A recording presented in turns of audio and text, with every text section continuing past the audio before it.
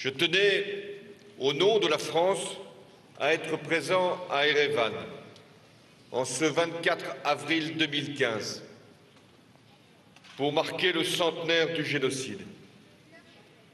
Je m'incline devant la mémoire des victimes et je viens dire à mes amis arméniens que nous n'oublierons jamais les tragédies que votre peuple a traversées.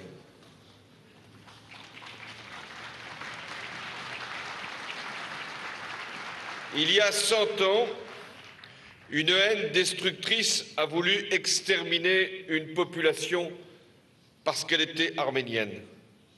Cette haine a commis des massacres considérables, mais elle n'a pas pu atteindre sa fin ultime. Vous êtes là, debout, vivants. L'Arménie porte une mémoire singulière, mais son message est universel. C'est celui de la résistance, c'est celui de la reconnaissance, c'est celui de l'espérance.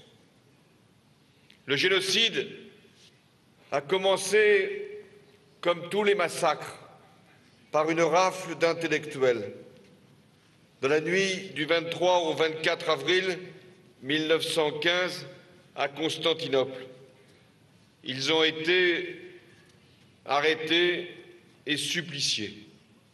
Et la mécanique infernale de l'extermination s'est mise en marche.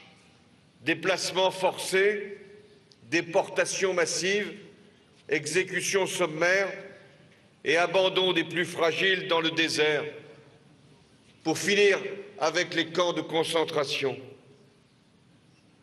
Dès le 24 mai 1915, la France, la Grande-Bretagne et la Russie ont dénoncé dans une déclaration commune des crimes contre l'humanité et contre la civilisation.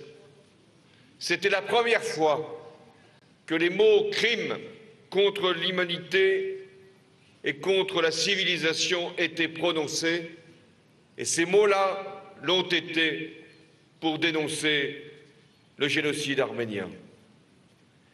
C'est au nom de cette condamnation que la France a accueilli une partie des rescapés du génocide.